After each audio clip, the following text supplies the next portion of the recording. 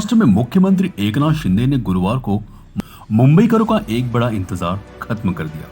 मुख्यमंत्री ने उप मुख्यमंत्री देवेंद्र फडणवीस की मौजूदगी में कोस्टल रोड के दक्षिणी हिस्से का उद्घाटन किया।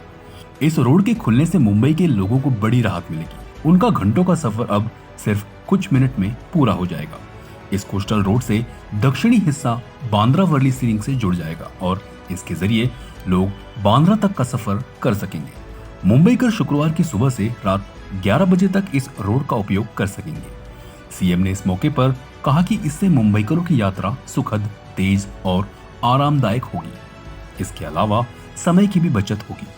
राज्य सरकार ने कोस्टल रोड का नाम धर्मवीर स्वराज रक्षक छत्रपति संभाजी महाराज मुंबई तटीय सड़क परियोजना रखा है। सीएम ने कहा कि ये मुंबई के लिए गेम चेंजर साबित होने वाली परियोजना है।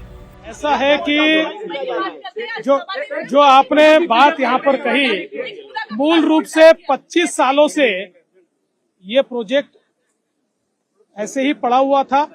लगातार देश में भी और प्रदेश में भी कांग्रेस की, शरद पवार जी की सरकार होती थी। मुख्यमंत्री दिल्ली जाते थे, हमको न्यूज पढ़ने को मिलती थी, दिल्ली गए, बातचीत हुई, लेकिन कोई परमिशन नहीं मिलती थी। मोदी जी की सरकार आई, प्रदेश में महायुति की सरकार आई। मैंने स्वयं 1.5 साल तक 5 बैठकें दिल्ली में की और उसके बाद सारी परमिशंस इसकी हमको मिली। सारी परमिशंस मिलने के बाद इसके काम को शुरू करना था। उस समय हमारे सामने 3 प्रपोजल थे। महानगर पालिका थी, एमएमआरडीए था, हमारे मुख्यमंत्री उस समय एमएसआरडीसी के मिनिस्टर थे।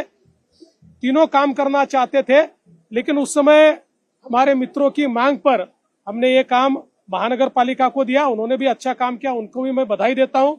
लेकिन बाद में आपने सबने देखा कि उस सरकार के कार्यकाल में जो बीच में सरकार आई थी, ये काम पूरा बंद था, एकदम ठप इस प्रकार से काम था। उसमें कोई गति नहीं थी, कोई तेजी इसमें नहीं थी।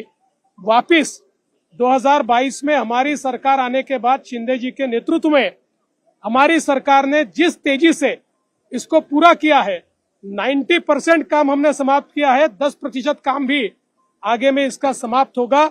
तो केंद्र में मोदी जी की सरकार और राज्य में महायुति की सरकार के कारण ही ये कोस्टल रोड यहां पर हुआ है।